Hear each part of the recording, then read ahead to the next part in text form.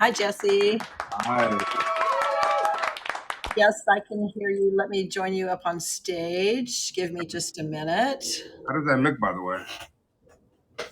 Right. We're not started yet, are we? No, we're not started yet. All right. How does that look so far? You look great. Okay. Hang on just a sec. I'm going to join you up there. Oh God, I'm trying to move this stuff around so you can see my book in the background. Very good.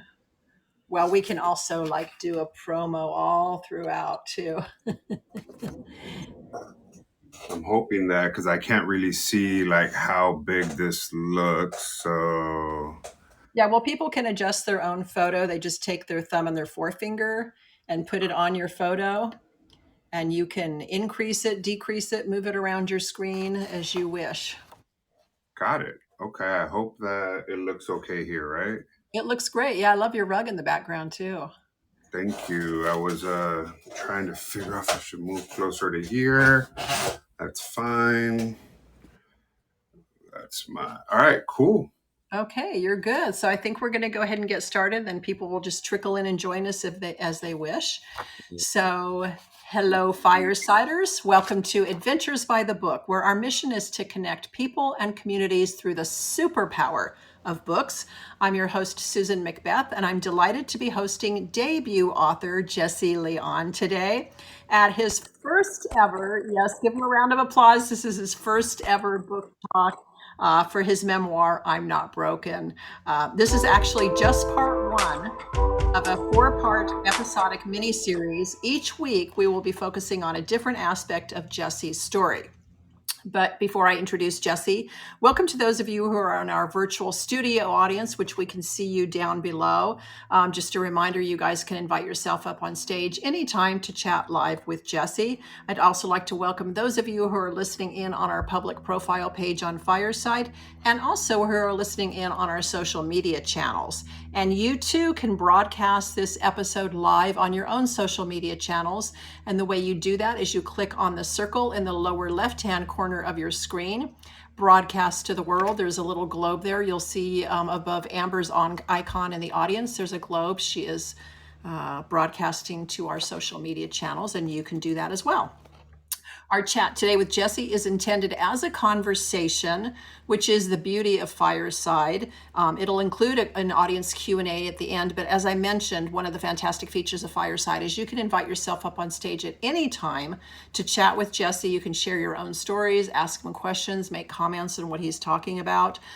We believe these four conversations over the next 4 weeks are going to be heart-wrenching, unflinching, personal, and even difficult, but Jesse has channeled all of this into a book that is designed to touch you, to reach you, to connect with you, inspire you, and yes, even to help you.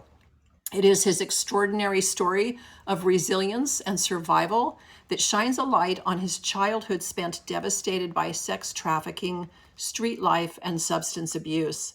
Our conversations will focus each week, as I mentioned, on a different aspect of Jesse's identity that is described in the book, while also detailing the possibilities of self-transformation and self-acceptance, including coming to terms with his queer identity and finding community, the journey of addiction / recovery / mental health, being the child of Mexican immigrants and the American dream, and turning points in his life. So if you haven't already pre-ordered a copy of Jesse's book, I'm Not Broken, which doesn't publish till August, but we are accepting pre-orders now, and you can see in the in the fortune cookie in the middle of your screen, the link for our Adventures by the Book website, where you can pre-order a copy, which we can get signed for you and shipped directly to you. You're going to learn a lot about Jesse's life in the coming weeks. So I wanted to give you first a little background on where he is in his current life. Besides being a soon-to-be published author, he is a social impact consultant to foundations, impact investors, nonprofits, and real estate developers on ways to address issues of substance abuse, affordable housing, and educational opportunities for at-risk youth. I can't think of a better and more qualified person to fill this role. Since receiving his master's degree from the Harvard Kennedy School, yes, that Harvard, Jesse has managed multi-million dollar philanthropic grant making for various foundations and banking institutions, managed over $1 billion, with a B, $1 billion in public sector investments for affordable housing, and built thousands of mixed income housing units as a real estate developer for Bank of America. Now, that's an impressive enough resume as it is. But I think after hearing today's episode and his journey, you're going to be amazed at the courage, tenacity, and perseverance of this impressive human being. Today's conversation is going to focus on his identity as a member of the LGBTQ plus community. So, Jesse, thank you for being so brave and bold to share your story today. We're honored to host you, and congratulations on your impending book. Thank you, Susan, for having me today and for being on this platform. It's an honor to be here. I can't stop blushing. Oh, I'm glad to hear it. I'm glad to hear it. So, we thought it'd be helpful to start each episode with a reading from your book. And we talked about this before, that since we're focusing on your identity as a member of the queer community, we thought it might be good for you to do a reading that gives us a little background into that. And maybe you can set it up for us with giving us a little context, what you're going to be reading before you do so. Thank you. I am a little bit nervous. Just let me start by saying that it's my first live interview, and hearing you say all those beautiful things you did about me, sometime about my accomplishments, is it's always really heartwarming because I still sometimes don't see myself that way. So, but I am a little nervous, so wanted to No, start off. there's no need to be nervous, because honest to God, the reason we do these events is because people who read, book lovers, are people who love to connect. They touch you, they connect with you, they feel with you. They're your biggest cheerleaders, and they're here. They want you to succeed. They want you to do well. They're in your corner. They're here for you. I'm here for you. So no need to be nervous. You're among friends. Wow, thank you for saying that. Especially around this tough issue of identity and being Pride Month and what my journey was. Some people say coming out of the closet, other people say letting in. It wasn't like, it wasn't a one-time event where, you just came out and the whole world knew. It's been a process, especially for me around my identity. Um, and what I chose to read was a piece of my book from chapter 17, and it's not out yet. But it's how I came out to my mom. And my mom, there's a saying in that mothers always know. And I made my mom's life hell for a very long time, from when the sex abuse started. And wanted nothing to do with my mom because I blamed her for bringing me into this world. And I blamed her for a lot of the things that happened to me, not because they happened, but because she gave birth to me. And and for some of the people that are on here listening that have known me since I was 11 years old, even before the sex abuse, um, know how true that is. I made my mom's life hell. And this chapter takes place once I'm already clean and sober. And my mom trying to make a connection with me to ask about my identity and if I was gay. But she couldn't get to it. She kept beating around the bush. So bear with me as I try to read this one little piece from my book. 1 month before my 21st birthday, I might try to raise a subject about me being gay in a roundabout way, though it was not like her to beat around the bush. Jesse, I want to talk to you about something, she'd begin. Then she would pause and say, well, nah, forget about it. Maybe later. I knew what she was trying to do, but rather than help her, I wanted to see how far she would take it before she actually asked. This went on for a while. Then one day while she was cooking breakfast and I was getting ready to go to work at the hair salon, she said it again. Jesse, I want to ask you something, but I'm not sure how you're going to react and how to even ask, but... And then she'd say again, nah, forget about it. Just forget it. I'll ask you later. I was annoyed that she still didn't have the courage to ask me straight up. And disrespectfully, I said, what? What do you want to know? What are you afraid of? Do you want to know if your son's a fag? Well, yes, I am a fag. I don't know why you just can't ask me. This was a moment I let my mom in. I was ready. My mom had kept trying to ask, and it was about time I let her in after pushing away for so long. But in Spanish, it sounds so much worse. ¿Qué? ¿Qué chingado quieres saber? Si tu hijo es maricón, si me gustan los hombres, pues sí, sí lo soy. Soy puto, sí soy maricón. No sé por qué chingado no me preguntas directamente y dejas todo este rodeo. The topic of conversation quickly went from me being gay to the disrespectful way I had spoken to her. I hadn't disrespected her like that since I had gotten clean. Don't you ever speak to me like that again, cabron. I'm your mother and I've tolerated way too much disrespect from you. It better be the last time you speak to me like that again. And she motioned to throw the large wooden spoon that she was using to stir the pot of frijoles with. I love you no matter. I'm sorry, Ama. I'm sorry. And I meant it. I was remorseful. I went up to her and tried to hug her. I love you no matter what, mijo. I don't give a shit if you're gay, but you won't ever disrespect me like that again, she said, and she was livid. So that's a short little blip about how I came out to my mom. And the English piece, it's been edited down. The English part was a lot longer to coincide with the Spanish, but due to editing, we narrowed it a bit. Um, but those moments of being with my mom, first separating the beans, the conversations that we would have over the beans. And we would separate the good beans from the bad beans, the broken beans from the whole beans. Sometimes a package of frijoles would have rocks. So you separate the rocks and we'd separate them and then she'd go soak them. And it was those conversations that, really mean the most to me is when she's cooking. And for those that know my mom, know how much she really loves to cook. But my coming out story was not at all what I expected. And my poor mom, what I put her through. But yeah, that was it. That's how my mom found out from me directly if I was gay. But you laugh about it now, but I'm sure it wasn't so funny back then. By the way, I did want to mention that because today's conversation and those in the ensuing weeks is sensitive and emotional. Um, we're going to cover a lot of difficult ground. I wanted to let Jesse know that I wanted to be super sensitive and respectful to any topics of conversation. So I told him before the event that if I ask anything or broach any topic that he's uncomfortable with, to call me out on it and just say, hey, let's talk about something else. Or because I know this is really difficult for you and you're super brave to do it. So I just wanted to let you know that. So you talked a little bit about coming out to your mom.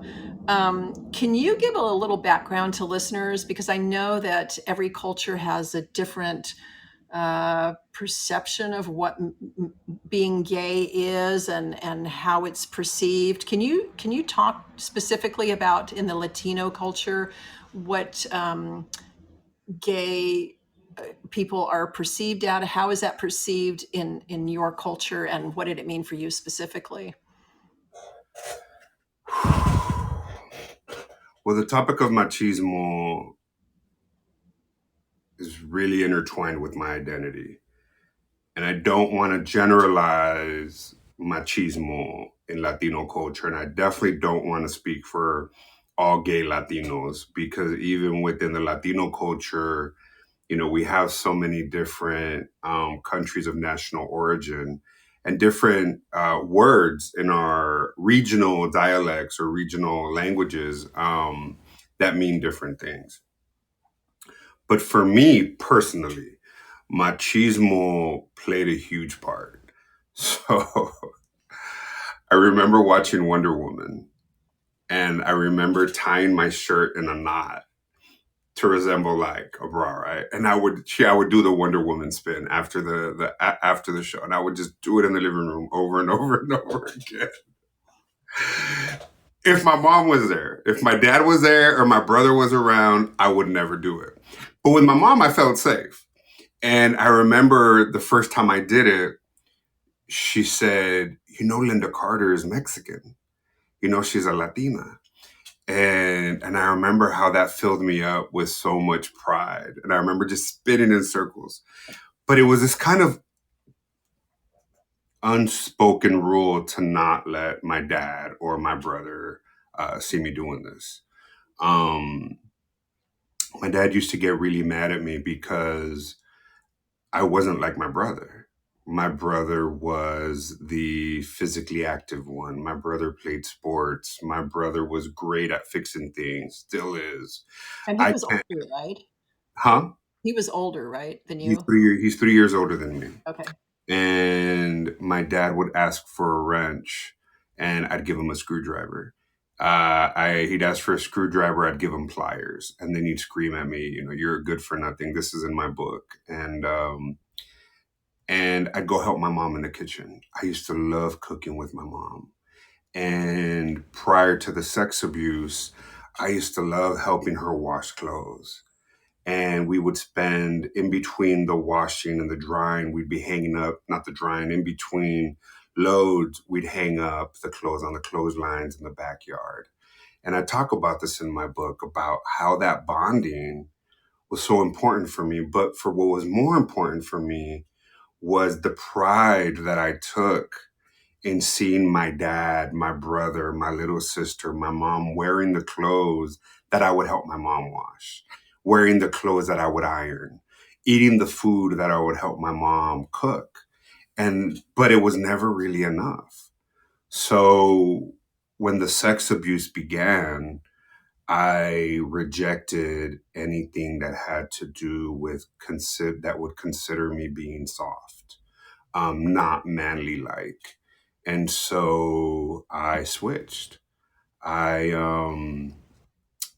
I rejected all things that had to do with helping my mom, which was equated to my dad by my dad to being gay. At one point, he made a comment: "Lo vas a convertir mariposa. You're gonna make him into a butterfly." And I thought, I'm a kid. I'm like, oh my God, I love butterflies. How beautiful. They blossom and cocoon into this, caterpillars become these beautiful. But he was calling me a maricon and a sissy. And so I wanted to hide the fact that I was being sexually abused and that I was confused even before the abuse about my identity. And so the more girlfriends I had, the less anyone would even consider that I was gay or that I was engaged in sexual activities with men. And I had a lot of girlfriends. And I made it a point to be the best kisser and do a bunch of other things the best. And my popularity grew. So I started partying at a young age and drinking and hanging out with the guys and going to clubs in Tijuana. And the more women I would hook up with and the more of a player I was, the less anyone would ever think that I was gay. And that also meant, for me, the hypermasculinity was also attached to violence. If there was a fight, I wouldn't run from the fight. If there was a group fight, I'd be the first one in the mix fighting. And just the concept and the messed up construct in my own head of what being a man was. And once again, I'm not generalizing it to Latino culture. For me, the impact of machismo on my identity was I rejected anything that had to do that could remotely equate me to being considered a sissy. And so it was really sad. It was a hard life to live. Yeah, and how old were you when you realized that you were gay or different or, questioned your sexual identity? How old were you when you kind of started that? Oh gosh, I always knew. I get that question a lot. When did you know? Um, I always knew. I think my mom always knew. Um, Others always know. I think mothers do always know, but it was So I have a best friend, and I don't know if she's on here, and she's a character in my book, Ariel, in my book, and she's been through so much with me. But like, you have friends growing up. It wasn't like I would get upset when my female friends would go play with other female friends. But when I would have those little boy crushes, those bromances at such a young age, and I always knew. And, you know, um, I always knew. I always knew. I think around 6 or 7 in particular, when I would try to play basketball, or I suck at sports even to this day. I can't throw a football. I can't dribble a basketball. But I was the interesting part for me around identity and knowing if I was gay or not was I knew I was attracted to men, yet I didn't know where that boundary was. Was it admiration to want to be like the men I was looking at, or was it that I was genuinely sexually attracted? But I knew I was different. Well, and you said you weren't an athlete, that you couldn't juggle a basketball, but let me tell you, you're juggling a multi-billion dollar philanthropic investment. So too bad to those basketball players. So did you ever have a conversation with other family members eventually about your sexual identity, your dad, your brother, any other, who were the influential people in your family besides your dad and your mother and your brother and sister? So my best friend Ariel in the book was her mom, rest in peace, is my second mom. And Ariel was always around. From the time we met, we just became super close. And I remember at one point, I think I was 16, I tried to broach the subject with her. And I didn't know how. And I remember trying to talk to her and say, I got something I really need to tell you. And she said, not this isn't in the book, but she said, I don't know if I'm ready to hear what you have to tell me. Mm. And I remember feeling rejected. And I remember I reached out to another friend, and she was going through a phase of, she was going through a trying to do good phase, this other friend of mine. So she was a gang member, and she was attending a church um, to stop that life of gang life, etc. And because Ariel wasn't willing to talk to me about it, I turned to her, literally reaching out for help. I remember being 16 or 17. And her response was, you're going to burn in hell. Mm. And this is wrong. And what you're feeling is not okay. Please come to church with me. And so I set a date, and this is in my book, but it's the unedited story was she invited me to church with her, and I went, and there were all these reformed gang members and the pastor, and they started to pray over me. And I remember feeling so embarrassed walking in there because there was this group of people from a place of love and caring that really just wanted the best for me within their understanding. And this isn't to diss anyone's religious beliefs at all in any way, shape, or form. I know that they just, within their belief system, wanted to help me. And so when they were praying over me, I just remember feeling so broken. I felt like a sinner. I felt wrong. And then they were praying over me and lasted for about 30 minutes. And I remember crying, hoping that the gayness be prayed out of me. And left church, got high, went back to hooking up and doing what I was doing on the streets, and kept doing what I was doing. And so that individual did her best to try to be an understanding force. My brother, on the other hand, I didn't come out to my brother until I was around 21. I think it was around my 21st birthday. And he showed up at my job, and we had lunch. And my mom tried to set up this dynamic of us to get to know each other. And I remember being just such a dick to my brother that I said, look, dude, if you want to get to know me, bottom line is I got a boyfriend. I've been with him for this amount of time. Yes, he's not my homeboy. He's who I'm with. You either like it or you don't. But if you want to get to know me, then this is all of me. And if you don't, then you know what? Don't trip. And he's like, I don't care. And so my brother, it's funny because today, right, my mom's 81 years old and she'll go to drag shows with me. She'll go to drag brunch, and she's the first one on the stage with all the drag queens. And Oh, here's I this, want to meet your mom. so here's this 81-year-old Mexican mom, right, with a cane, on the stage with a bunch of my drag queen friends, or my brother. You know, my brother is not unassuming. He's a big buff guy with tattoos from his neck down, and he'll go to gay bars with me, and you know the family just gets together. And so the family has been extremely supportive, but it took me allowing them in. It Yeah, I took bet. me learning how to love myself and get comfortable in my own skin, getting to know Jesse, and being okay with allowing others to love me. Yeah, that's powerful. Did you have any that you knew of gay friends growing up, or anyone that you felt like you could share that secret with? No. Mm-mm.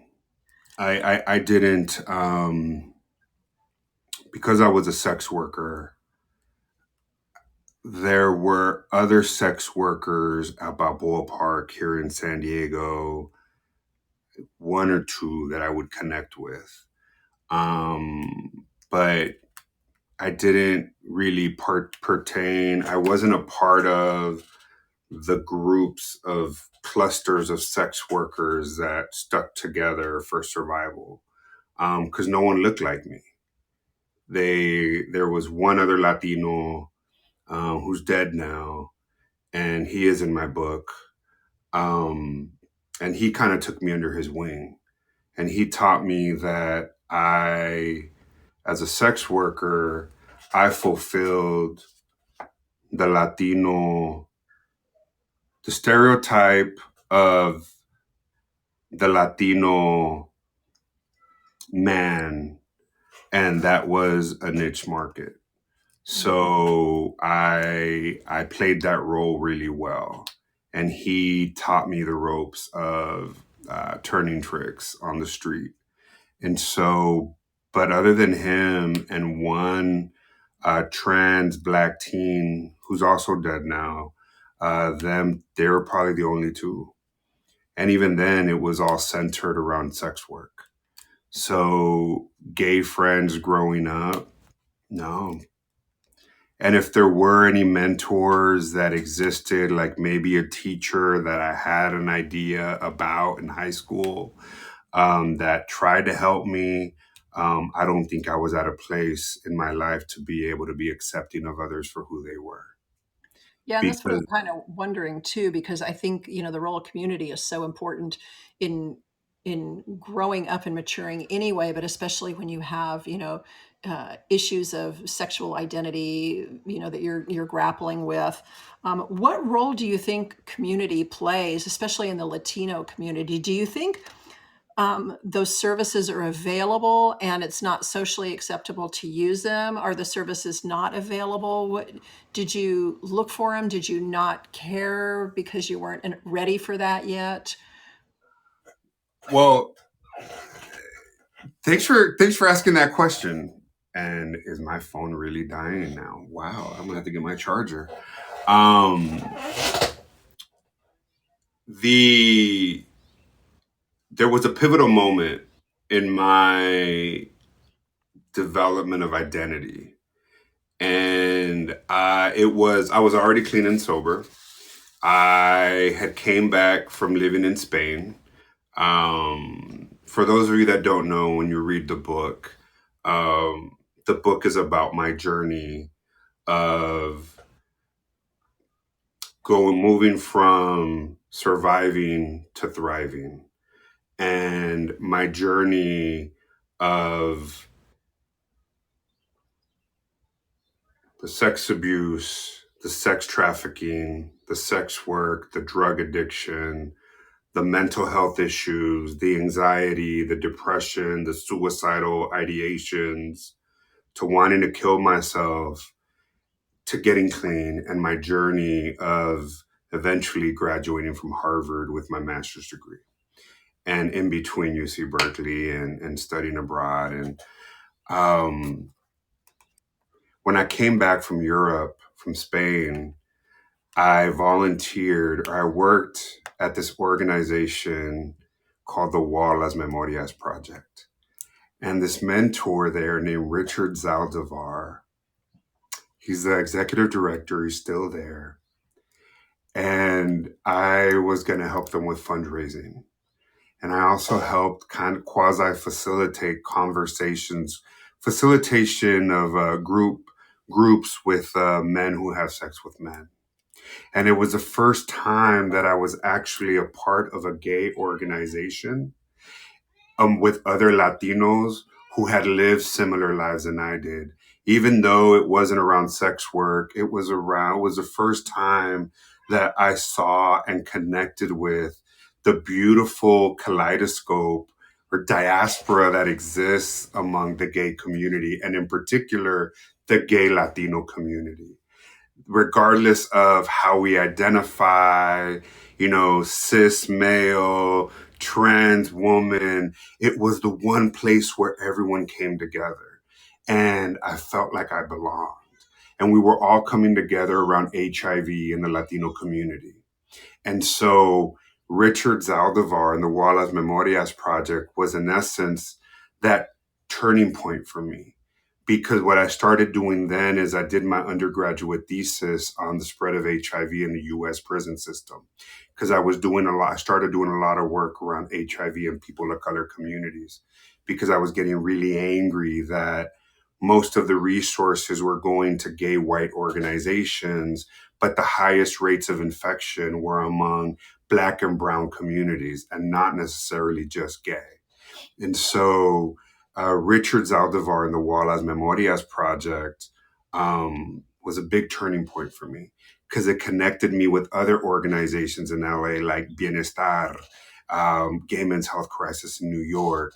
I just started meeting different leaders in this space where I started feeling like I was coming into my own identity of being okay with just being Jesse.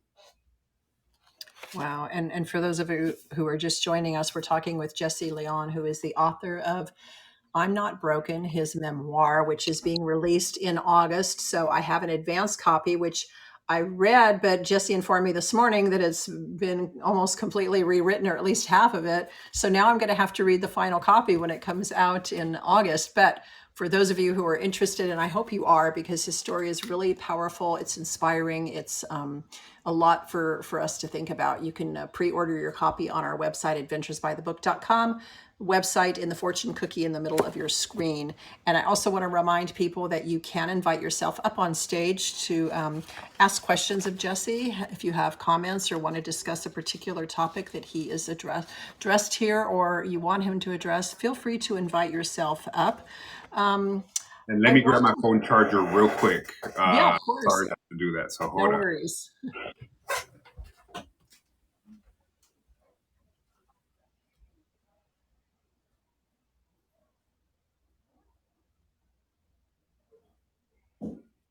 And as a reminder, we'll be here 4 weeks in a row with Jesse, starting the series for Pride Month every Tuesday afternoon for 4 weeks. And we'll be talking about a different aspect of his identity from his book, I'm Not Broken.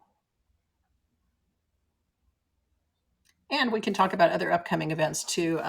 Next week, we have 3 Fireside Chats. We usually do one a week, but I don't know why we ended up doing 3 next week. But we're meeting with New York Times bestselling author Kate White and also novelist Sean Noker. So you can check out Fireside for a list of our events. You can also go to our website, adventuresbythebook.com, to find out more about our fireside chats. But we also do Zoom events and we do in person events. In fact, if you're going to be in the Southern California region in September, we're going to be doing an in person event with Jesse Leone as part of a panel, Voices of Inspiration. And joining him will be 2 other authors of memoirs, Gillian Haslam, who grew up in the slums of India and became a motivational speaker, a banker, an investor, and a published author as well. And also Shugri Saeed Sal, who wrote a memoir about her experience growing up in Somalia during the Civil War and living under those horrific conditions. And again, all 3 very successful, but started from very difficult roots. And they're going to be really inspirational. So I hope you're able to join us on that journey as well. Again, you can go to adventuresbythebook.com for more information on that event. And I am back. I'm just trying Oh, to figure out how to turn my camera back on. oh, okay. We can fix that very easily. Okay, I just invited you to video. You'll just have to accept and you'll be back on. Awesome. And I was just telling everybody who's in the Southern California region about our panel event that we're doing in September at the Carlsbad Public Library, where there'll be 3 memoirists talking about their transformational journeys. There you are. You're back. Awesome. Okay, great. So I did want to talk a little bit about, you wrote this book, you have a lot of really difficult subject matter in your book, but what did you want people to get out of this book? Why did you write it? That's a great question.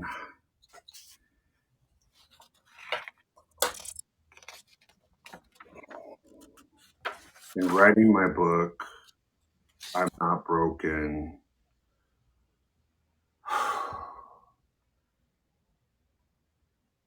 I know what it's like for so long to feel alone. And the reason I chose the title was it wasn't the original title. Hmm. And those that know me know that I struggle with this a lot. I always feel broken. I always feel like I'm not good enough. And I always have to tell myself, hey, you got this, Jesse. You know, when you hear the noise and you hear the criticisms, you get in a fight with a sibling, you get in an argument with somebody because you put your foot in it again. I'm always having to tell myself, hey, man, you're not broken. You got this. Don't give up. And so I wrote the book because for so long I felt alone. Not only because of the sex abuse, the trauma, confused about my sexuality. There weren't any quote unquote masculine Latino gay guys that were raised in the barrio who hung out with all the cholos that were just coming out of the closet. And there weren't many people that looked like me at UC Berkeley or at Harvard. And so I wrote the book to inspire others to not give up. In spite of their life circumstances, in spite of their social economic background, in spite of who they are, that they're not alone. I know what it's like to deal with mental health issues and not get the help you're looking for. Trying different modalities, EMDR, parts work, talk therapy.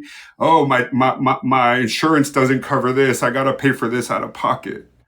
And so I wrote the book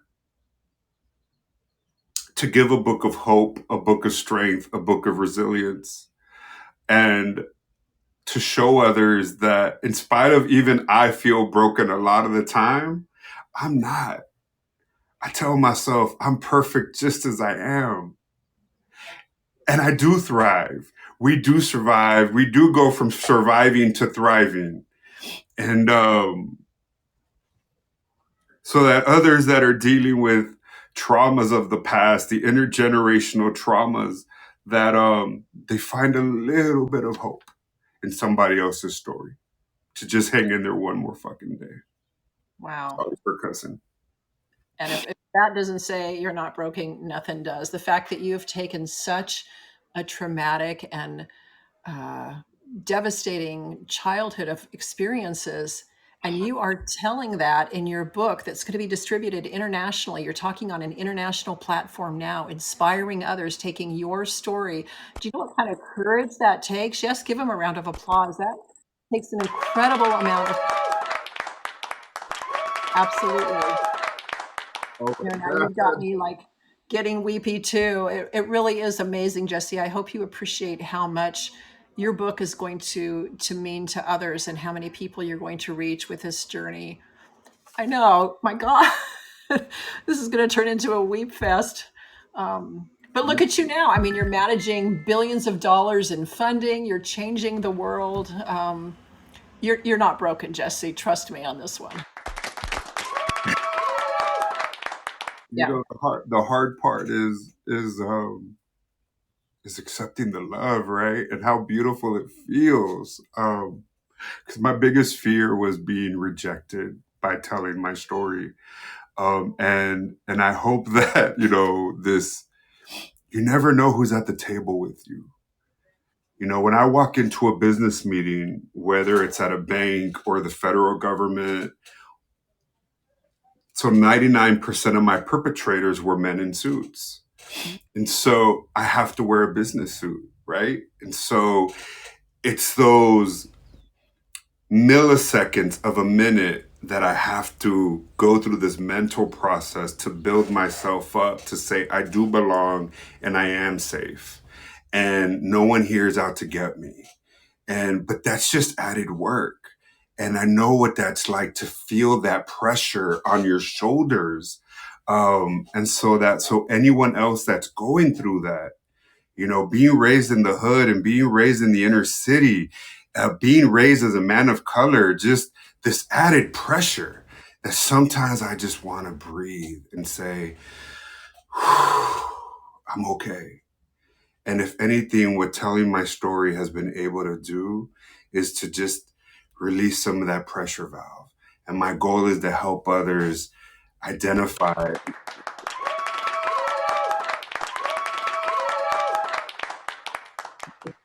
That's awesome. I love the love you're getting from the audience. I told you that people who read, people who are on Fireside, they are they are our people. They're people who want to connect,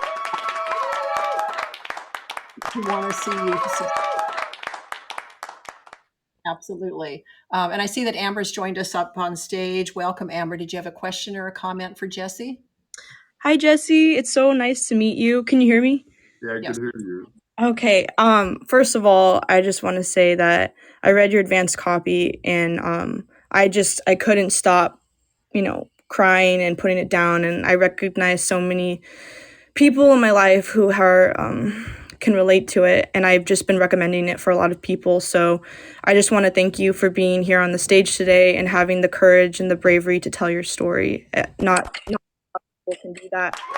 Um, Even sitting here and listening to you talk right now, it's just I just feel like I can be myself. So just thank you.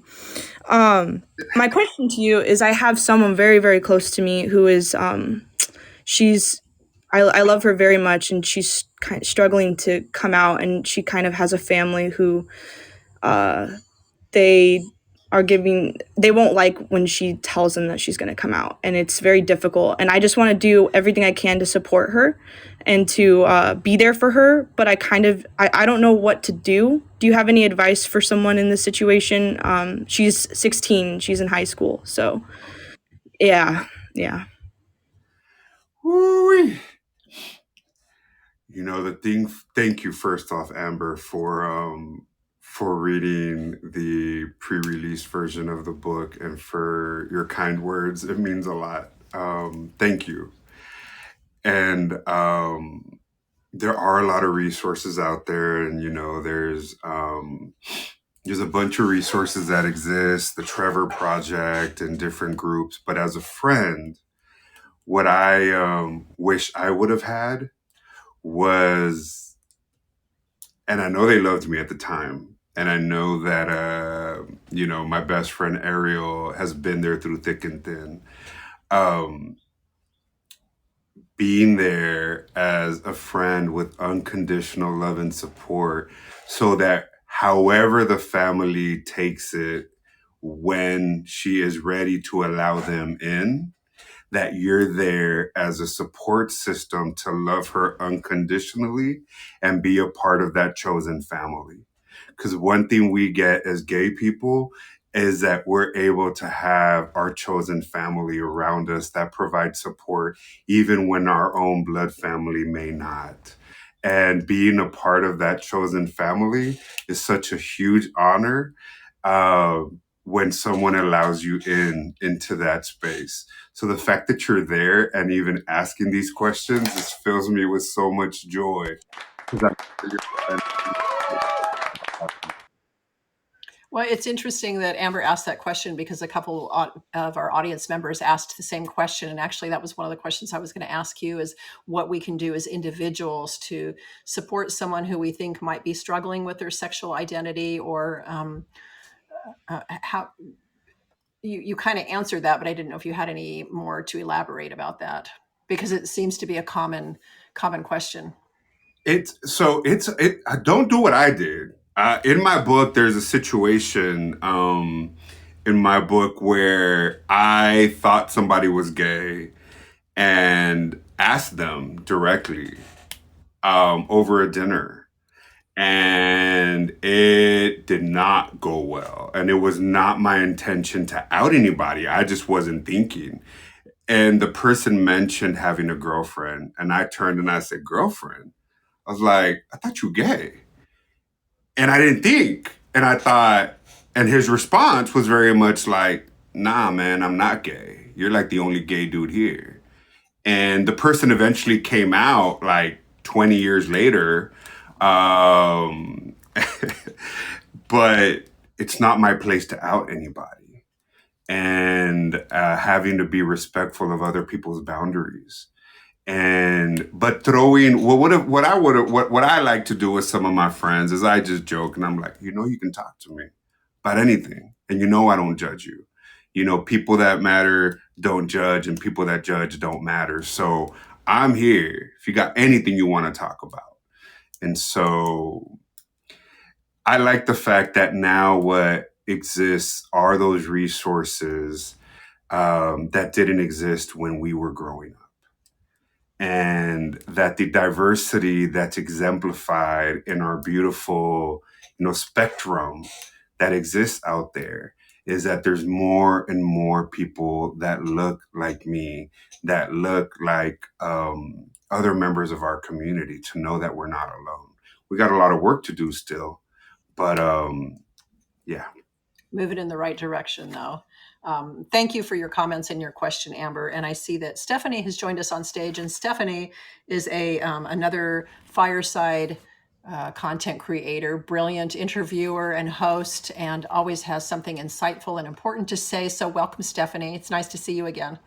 Oh, thank you, Susan. It's nice to see you too. Jesse, I just wanted to say this conversation was so important to me. I'm in San Diego on business, and I raced back to my hotel so I could actually see this interview, because I was really listening to you and how emotional you were by Susan just merely asking, why you wrote the book. And I guess what I want you to know is that there are so many of us out here that see you and love you and want this world to be a better place, where we just love when people have people that they love.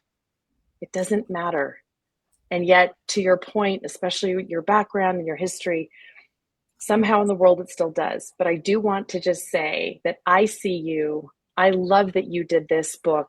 I love that you are brave, and that you are doing this not just for you, and I'm sure part of your healing process, but that for other people, and certainly our young people who are trying to navigate such a difficult territory in this world.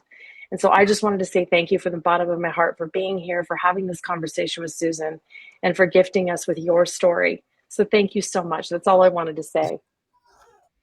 Thank you so much, Stephanie. That really means a lot. You're reminding me of some of my just close friends that I know love me, that in spite of, and some of them are on here that I know love me and are there with me through the thick and the thin and can see the good in me when I don't. And I hope to be able to continue to work to create a world that is more tolerant through my philanthropy, through the work that I do, so that other people don't feel as alone as I once did, and as I know a lot of other people still do. Thank you, Stephanie, so much. And I'm going to put myself back in the audience, but I wanted to say that in spite of, you mean in spite of the fact that you're a fabulous person, in spite of the fact that you're doing all these good things. Okay, I love you in spite of that too. Thanks for allowing me to join the conversation, Susan. I'll put myself back in the audience. Thank you, Jesse. Thank you, Stephanie. As always, she's just wonderful and supportive, and I appreciate your being in the audience and your kind words. So, Martin Luther King once said, "Out of the mountain of despair, a stone of hope." How do you react to that when you hear that? You may have heard it before. I don't know. Well, this is probably one of my moments of magic that I talk about. See, my moments of magic are those times when, even in my deepest, darkest, most painful situations, I can now look back and see that some of those were extremely pivotal. And there was a woman when I first got clean and sober, and she would speak at recovery conventions, and she would say, and every time she would say this, I would just get so filled with hope. And she said, Martin Luther King said it best: free at last, free at last. Thank God Almighty, I'm free at last. And when you lose the obsession and the compulsion to want to get high as a drug addict, when you feel that you've found that freedom, and someone as beautiful as Martin Luther King said those words so long ago, and they're still impactful in my life. So you mentioning that quote is a moment of magic that I needed to hear. That in spite of, I still thrive. I'm still here. That's what's up. And is your family? I know you mentioned your mom is 81, and your brother and your sister. Is your father still alive? Oh God, I'm a crybaby. My dad passed away in 2013. Okay. And he's one of the reasons I started to write the book. Go ahead. Well, no, I was just going to ask you because I was curious. I hear this from memoirists all the time is, we wait till a key family member has passed away before we're able to be totally honest. And I'm just curious what your journey has been in telling your story, because there's a lot of things in this book that, family members may get upset about. And I was curious what your process with that was. And so did you not start writing the book until your dad passed for that reason, or? No. My dad passed away, and my dad died at 103. So my dad's father. So in my book, what I talk about in I'm Not Broken is it's not just my story and my memoir. I talk about both sides of my family, and I go back 2 generations. And I try to track down some of the family stories to give the reader the idea as to how my identity was shaped, and also to touch on some of those intergenerational traumas that are now coming to light, in the media and in mental health conversations. But my dad died, and never really knowing if I was gay, my dad asked me, um, my dad kept making jokes about me being gay to my sister. And one day I flew home, And me and my mom went to visit him before he really took a turn for the worse and moved back home with my mom, where my mom took care of him. And for those of you, when you read the book, it'll give you a bigger insight on the kind of person my mom is. Because in spite of the hell that my dad put her through, she still took care of him to his dying days. And I went to see my dad and I said, ¿Tienes algo que me quieres preguntar o qué? Which means, do you have anything you want to ask me? He said, about what? I said, well, I heard you've been cracking jokes about me being gay, que soy puto y putito y mariconcito with my sister. If there's anything you need to ask me, you taught me to be a man. So I'm giving you this opportunity to ask me like a man. Do you have anything you want to ask me? He said, no. I said, are you sure? And he went off. He said, I could care less who you sleep with. You can see, my dad was so vulgar. He said, you could be sleeping with a camel as far as I care. He said, what you do in your bedroom doesn't make you who you are. He said, you're my son, and I know who you are. And if you choose to sleep with men, if you choose to sleep with women, if you sleep with a camel, what you do in your bed is none of my business, and I don't care. I know my son, and I know you, and I love you for who you are. And one person recently said, well, don't you think that's your way of your father telling you that maybe he doesn't see you for who you are? And I said, no. For me, it means that my dad saw me exactly for who I am. He knows who I am, and whether he didn't need to know the nuances or the details of it, he knows who his son is. And that was okay for me. And I left when we buried my dad, I was at peace with that.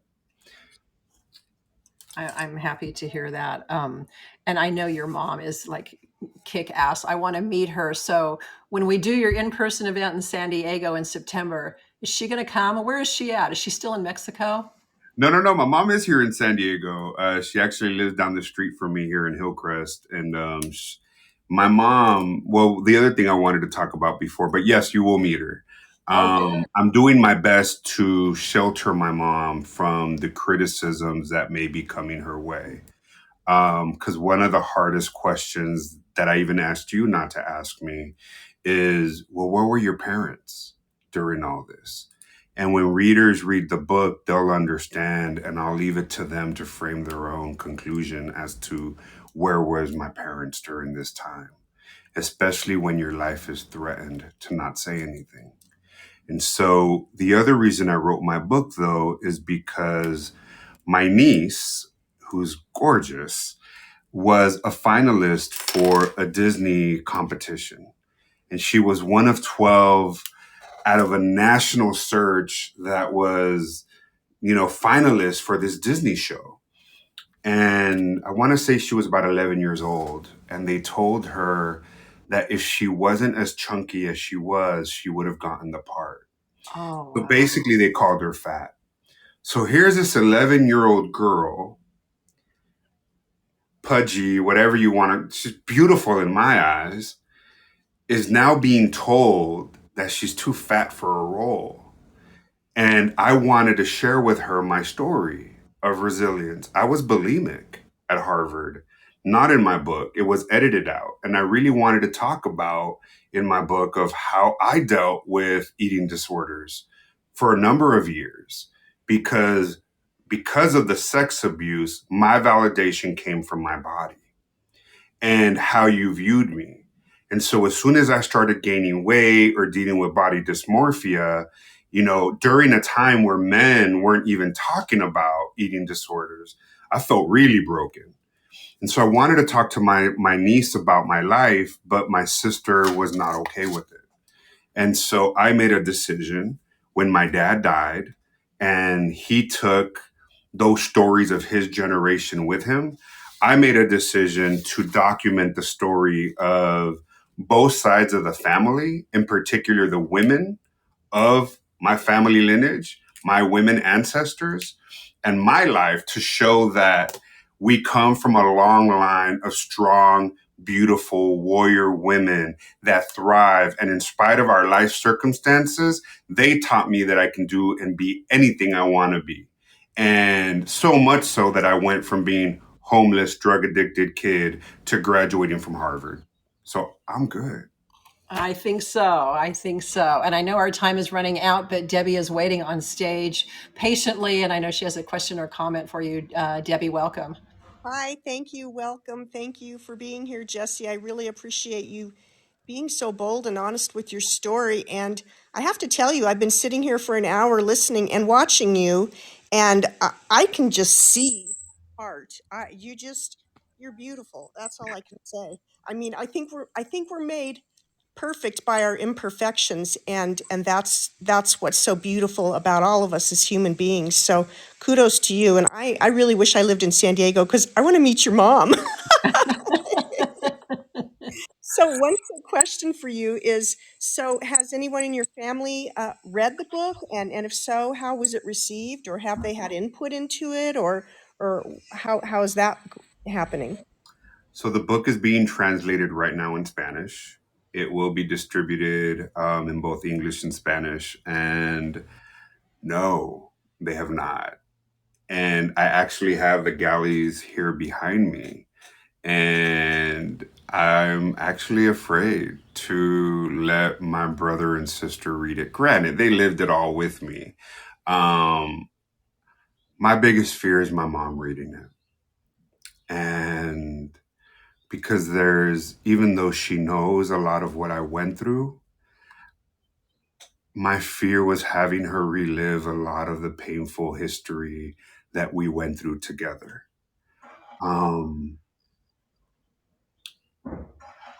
So that time will come, and all I can do is prepare her for it. When I wrote my op-ed piece that came out in the Sunday edition of the LA Times 2 or 3 Sundays ago, I read it to her and I translated it. And I told her that I talked about how the therapist refused to see my mom and meet with her to get updates on how I was doing. And my mom cried and said that she was proud of me for trying to take such a bad time to help others. And so my dream is to be able to do a book on my mom's story one day and her journey and her perspective of what it was that she went through, seeing not just me, but my 2 other siblings struggle with the various things in our own lives that we went through, and her strength as a mother to endure all of that and still come out ahead. Yeah, So thank you. I think Jeanette Walls. I think it was Jeanette Walls who wrote a book, The Glass Castle, that was an international bestseller. Her memoir, and then her next book was her mom's story for the same reason. She said, my story wouldn't exist without my mom's story. So it's interesting, and you worry about how your mom may react to it, but remember this: as a mother, she's going to be there thinking, this is my son, the Harvard grad, the published author who is out there making a difference, sharing his story bravely so that he can help others. That's what that mom is going to be thinking, I guarantee you. Thank you. Thank you so much, Susan. I hope so. Thank you for your question and your comment, Debbie. And I know we're over time, but I just wanted to remind everyone, I'm Not Broken is Jesse's memoir. It's not available until August, but you can pre-order it now on our website, adventuresbythebook.com. And we can ship it directly to you. And we have 3 more episodes with Jesse. His book is so rich with things to talk about that we needed four sessions on Fireside to talk about him. So next week, I think our topic is going to be talking about your identity as part of the Mexican culture, if I remember correctly. But we'll get it straight next week. But next Tuesday, 4:00 p.m., same time, same place. I hope you join us. And if you want to hear more from Jesse, you can click on his icon and follow him. And anytime he's on Fireside, you'll get notification of that. You can click on my icon and follow me and get notification of all our author events and interviews on Fireside. I want to thank everybody in our virtual audience for being there to support Jesse and encourage him. For those of you who are on our public profile page listening in on our social media channels. So Jesse, it's been a pleasure and an honor, and to be continued next week, right? Susan, definitely to be continued next week. I'm cheesing. I just can't stop smiling. And it's funny because I told you this morning how I didn't want to do this. But thank you. Thank you. And thanks to the Fireside team for providing this beautiful platform and for the love, like literally from everybody, just the applause is the love. And I don't even know how to maneuver the phone to see. I just see little hearts popping up. It really means a lot. I was really afraid. And thank you for walking through this with me, Susan. Well, let's give him one more round of applause to send him out. Thank you, everyone, for joining us. Jeffrey, thank you. And we will see you next week. I'm not broken. To be continued. Thanks, everybody.